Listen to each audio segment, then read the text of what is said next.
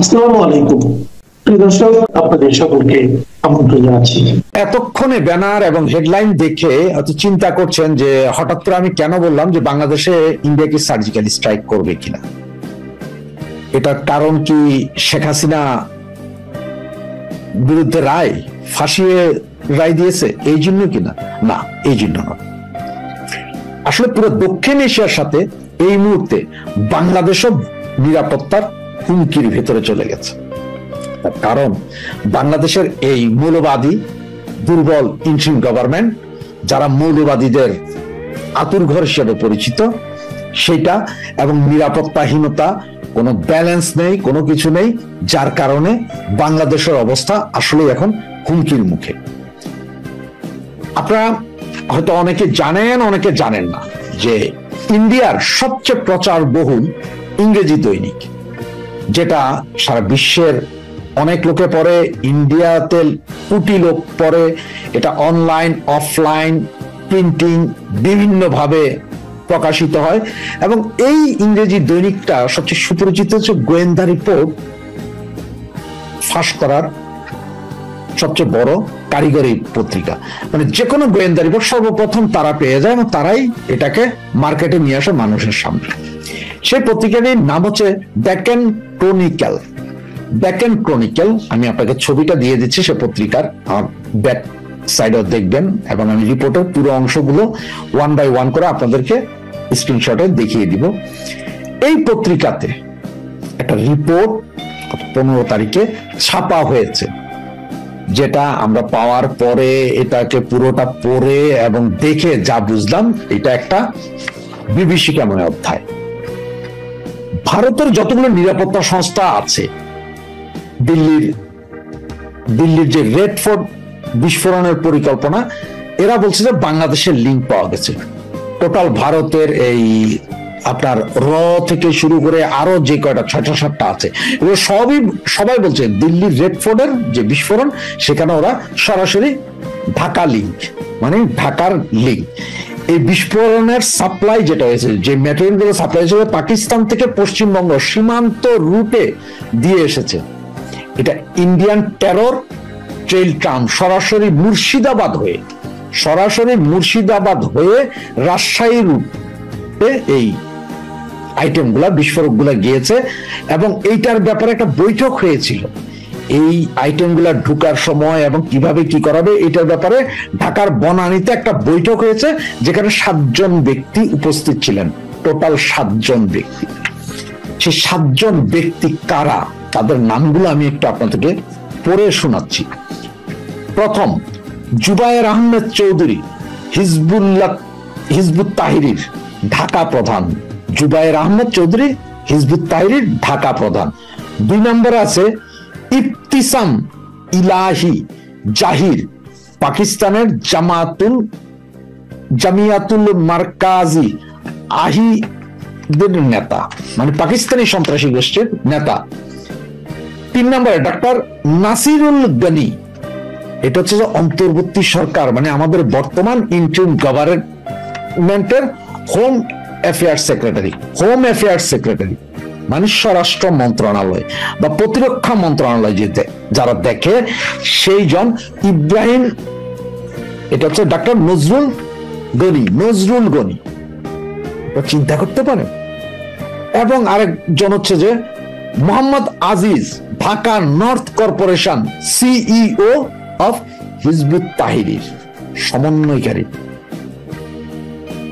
5 নম্বরে ABT, Australia Bangla team এর 2 সদস্য। এটা হচ্ছে এবিটি, এটা হচ্ছে আনসারুল্লাহ বাংলা টিম। এবিটি আনসারুল্লাহ বাংলা টিমের 2 জন, এবং সুমন আহমদ, সেটা হচ্ছে যে বিস্ফোরক বিশেষজ্ঞ নাকি। এই 7 জন ব্যক্তি, যার মধ্যে দেখেন ডাক্তার নজরুল গনি অন্তর্বর্তী সরকারের হোম অ্যাফেয়ার্স সেক্রেটারি, মানে আপনার secretary of the home affairs বলতে আপনার স্বরাষ্ট্র মন্ত্রণালয় বুঝি আমরা, বা আপনার নিরাপত্তা বিভাগ পুরোটা, সেই সহকারী, এবং আপনার ঢাকা নর্থ সিটি কর্পোরেশনের সিইও মোহাম্মদ আজিজ, মানে হিজবুত তাহরির সমন্বয়কারী, সে ব্যাটাও ছিল। এবং এবিটি আনসারুল্লাহ বাংলা টিমের 2 জন, সুমন আহমেদ বিস্ফোরক বিশেষজ্ঞ। এবং সবচেয়ে মজার বিষয় কি জানেন, এই যে মুর্শিদাবাদে যে মালগুলো নিয়ে যাওয়া হয়েছিল, মুর্শিদাবাদে একজন বাঙালি আছে যে নাকি একটা গোয়েন্দা সংস্থার এক কর্মকর্তাকে হত্যার দায়ে ফাঁসির দণ্ডাদেশ প্রাপ্ত আসামি, সে মুর্শিদাবাদে যে পালাইয়াছিল, তার বাসায় এগুলো রাখা হয়েছিল। সেখান থেকে আবার সে দিল্লি পর্যন্ত নিচে, সম্ভবত ওই লোককে কট করে ফেলা হয়েছে। ওই লোককে কট করার পরেই এই কাহিনী হয়েছে।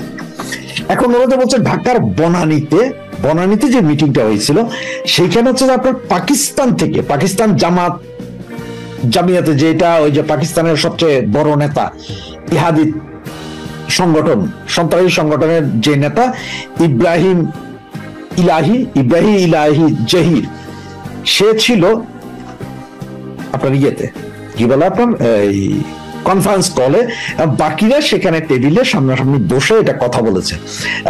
ইন্ডিয়া এখন বলছে যে এই ভিডিও রেকর্ড গুলো, এই যে ওখানে কথা হয়েছে, কে কে ঢুকেছে সেদিন বনানী সে হোটেলে, সেগুলোর ভিডিও রেকর্ড, এগুলো সব ইন্ডিয়া চাচ্ছে। হয়তো এতক্ষণ রয়ের কাছে আছে, আমরা হয়তো জানি না, কিন্তু সরকারকে বলছে যে এগুলো চেক করো, তোমরা তদন্ত করে আমাদের বলো।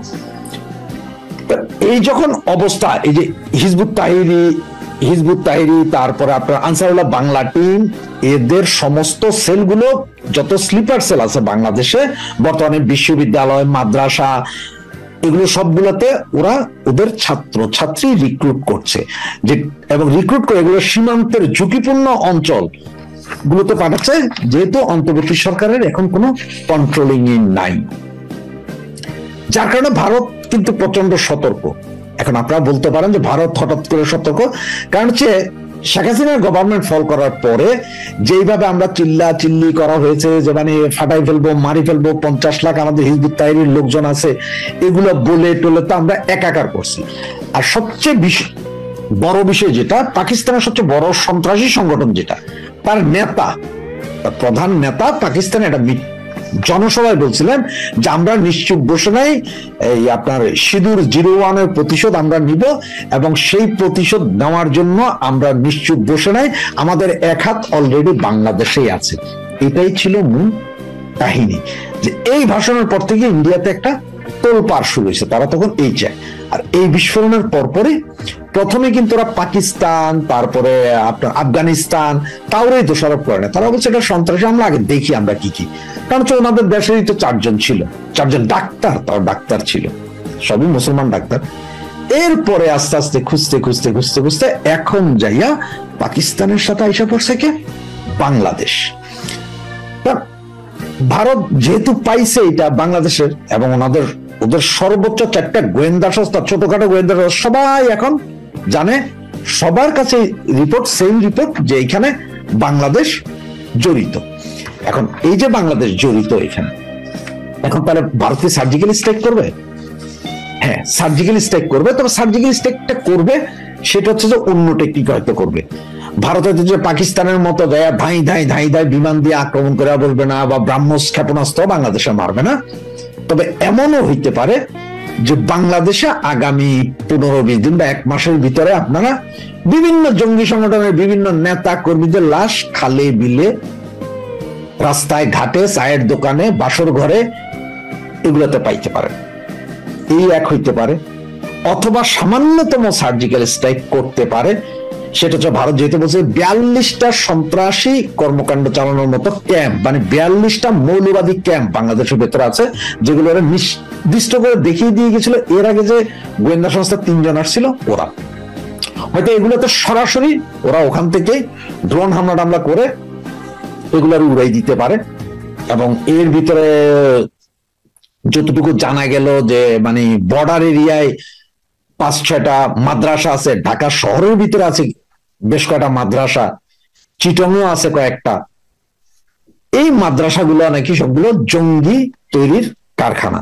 এগুলোতে যে কোনো সময় তো ড্রোন দিয়েও মারতে পারে, অথবা এখানে যারা জঙ্গি উৎপাদন করতেছে যেসব লোকগুলা, তাদের হয়তো ধাই করে খাইয়া দিতে পারে। এবং যেহেতু স্বরাষ্ট্র মন্ত্রণালয়ের একজন জড়িত, এই জন্যই বাংলাদেশ সরকারের উপর চাপ দিচ্ছে। এবং ভারত এখন তো কূটনীতিক ভাবে চাপ দিবে, এরপর আন্তর্জাতিক দুনিয়া যেটা আছে আমেরিকা, ইউরোপীয় ইউনিয়ন, এদের সবাইকে বুঝাই দিবে যে এই অবস্থা, বাংলাদেশে এখন এই অবস্থা, সুতরাং তাদের একটা সমর্থন আদায় করবে। কারণ হচ্ছে পাকিস্তান যে সন্ত্রাসী এটা সবাই জানে, সারা পৃথিবী জানে, যার কারণে পাকিস্তানরে সকাল বিকাল মারা সোজা। এখন বাংলাদেশের ক্ষেত্রে বাংলাদেশটাকে আসলে এতদিন সন্ত্রাসী কার্যক্রম করছে বা কিছু করছে জানতো না, তবে ইদানিং এর ভিতরে বিভিন্ন আন্তর্জাতিক মিডিয়া এবং আপনার বিশেষ করে ইউরোপীয় ইউনিয়ন সহ আপনার পশ্চিমা বিশ্বের অনেক দেশ বাংলাদেশের উপর কঠিন নজর রাখছে, মৌলবাদীদের উত্থান হচ্ছে। যেখানে কিছুদিন আগে দেখছেন যে কানাডা আপনার বলেছে যে এই দেশ সে যাওয়া আসা খুব সাবধানে, আরো অনেক দেশ আস্তে আস্তে বলবে। এদেরকে হয়তো এখন এই রিপোর্ট সহ এগুলো বোঝানো খুব সম্ভব, কারণ জঙ্গি হামলার ভয় সারা পৃথিবীতে পায়। আর ইউরোপ তো এমন এক অবস্থা, আপনার দেখেন ওই যে বেশ কিছুদিন আগে 2003 না জানে 4-এ ইংল্যান্ডে ট্রেন স্টেশনের ভিতরে একটা বোমা হামলা হয়েছিল। এরপর থেকে যে আপনার ময়লা ফালানোর জন্য যে বাস্কেট থাকতো আগে মেট্রো স্টেশন গুলোতে, কোথাও এখন আর নাই। কারণ হচ্ছে ওদের ভয় হচ্ছে যে এইটার ভিতরে কেউ রাখা যেতে পারে।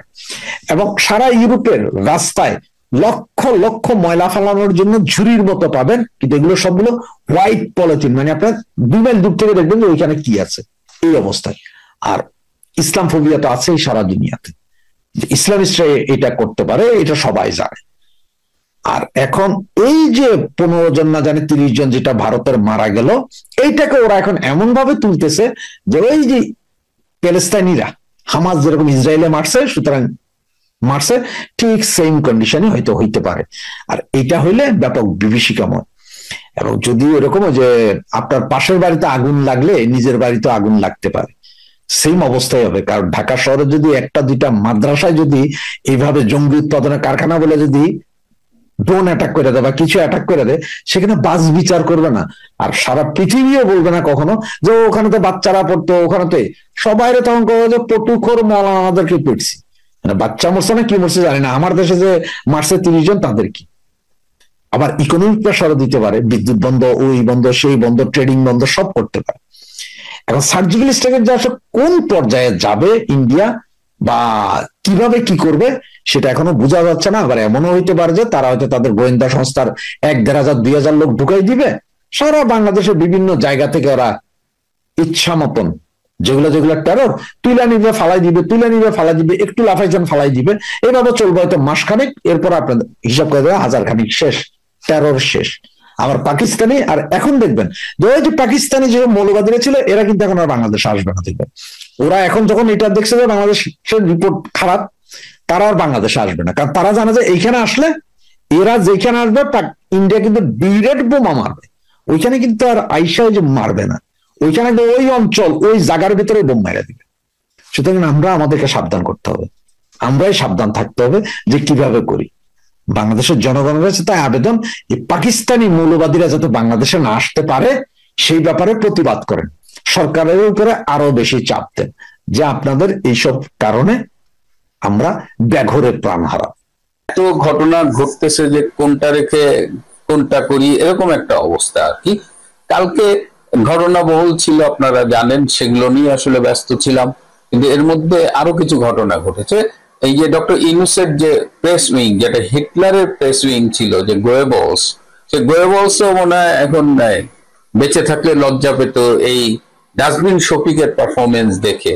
মানে মিথ্যে কত শিল্পিত হতে পারে, কত চমৎকার ভাবে উপস্থাপন করতে পারে, এবং যার আপাদমস্তক মিথ্যে মরা। তো এই লোক এই গত 15 মাস জাতির কাঁধে চেপে বসেছিল আর কি, জাতির ইউনূসের সামগ্রিক ভাবে একেবারে পাইন মেরে ফেলাইছে আর কি। এখন তিনি এক্সিট প্ল্যান খুঁজতেছে। আপনারা জানেন যে ইউনূস সরকারের অনেকে এক্সিট প্ল্যান খুঁজতেছে, তো সে একটা অভিনব এক্সিট প্ল্যান খুঁজতেছে। একটা হলো যে যদি দেশের বাইরে পালা যেতে পারে ডক্টর ইউনূসের সাথে, সেটা অন্য কথা, কিন্তু ডক্টর ইউনূস যে পরিমাণ সেলফিশ তাতে শফিক মফিকের সাথে নেবে কিনা আল্লাহ জানে। যাই হোক, তিনি একটা প্ল্যান বি করে রাখছেন যে তিনি রোজার আগামী ফেব্রুয়ারি মার্চের দিকে তবলিগে যাবেন। 3 চিল্লা 120 দিন তিনি তবলিগে থাকবেন, এবং তবলিগে তিনি আসলে আত্মগোপনে থাকবেন, এবং তিনি বলেও দিচ্ছেন কোন দিকে থাকবেন। এই বরিশালের স্বরূপ কাটিটাটি ওই দিকে থাকবে, যাতে পরিস্থিতি নিয়ন্ত্রণের বাইরে চলে গেলে ওই দিকে পালাই যেতে পারে। এবং আপনি জানেন যে তবলিগে সবাই আল্লাহর রাস্তায় যায়, ভালোর জন্য যায়, কিন্তু অনেক ক্রিমিনালও আত্মগোপন করে থাকে এই তবলিগের সাথে মিশে। আবার তিনি বলতেছেন যে এটা তার মামা বাড়ির আবদারের মতো আর কি, যে তবলিগে যারা যায় তারা বিভিন্ন ভাষায় বা মানুষজনকে ধর্মের পথে দাওয়াত দেয়, তিনি এগুলো করতে পারবেন না। তিনি ধর্মীয় রিকোয়ারমেন্ট পালনের জন্য তো যাচ্ছেন না, তিনি যাচ্ছেন তো আসলে আত্মগোপনের জন্য। নিজের মুখে শোনেন। 120 দিনের চিল্লাই যাবো, মানে সরকার শেষ করি। হ্যাঁ 120 দিন। আমার ইচ্ছা আছে ওই সরুকাঠির থেকে ওই টাকাটা, ওই জায়গাটা পুরোটা রেখি করা। হ্যাঁ, ওইখানে যত মসজিদে আছে বাক্স ব্যাগটা নিয়ে যাবো, আর ওদের তো স্পেশাল অনুমতি দিল যাতে মোবাইলটার সাথে দেয়, ডায়েরিতে লিখতে হবে। আমার চিন্তা হচ্ছে মিড ফেব্রুয়ারিতে বা রোজার পর পরে, রোজার মধ্যে যাওয়াটা টান, নিতেও চায় না। আচ্ছা, আমার ইচ্ছা আছে ধরেন আমি মার্চে যদি যাই, আমার 120 দিন খারাপ হবে না, মোবাইল লাগবে। হ্যাঁ, কিন্তু ওরা বলে শুনছি যে বাটন ফোন ছাড়া নিতে দেয় না। হ্যাঁ, ছবি তোলা তো আবার নিজের পছন্দ মতো এলাকায় যেতে দেয় না। হ্যাঁ, ওরা তো ওদের মতো করে একটু সুযোগ আছে, না না ইয়ে আছে, একটু সুযোগ আছে। কেন যাবে চিল্লায়? আমার চিল্লায় একটা ভালো জিনিস হচ্ছে যে আপনাকে কিন্তু জোর করে না। ধরেন আপনি যদি আজকাল করতেছেন, আবার একটা ধরেন এই লোকজনকে ধরে তাকে হেদায়েত করতে চায়, আমি ওই হেদায়েতের পন্থায় আমি জাস্ট মসজিদে থাকলাম বা একটু করলাম, একটা নদী দেখলাম, একটা ছবি নিলাম। 120 দিনে ওইখানে থাকলে কি একটা লাভ, যে ধরেন আপনার পুরো আপনি 18 মাসের পুরো জিনিসটা আপনি করতে পারবেন। আর তাবলিগের খাবার কিন্তু খারাপ, মসজিদটা ভালো যায়। যদি শুনে যে এইখানে প্রেস সচিব আসছে, খাবারটা ভালো, প্রেস সচিব। এর বাইরে আরো একটা ইন্টারেস্টিং ঘটনা ঘটেছে গতকাল, যেহেতু আইসিটিতে একটা মানে সাজানো রায় দিয়েছে, আবার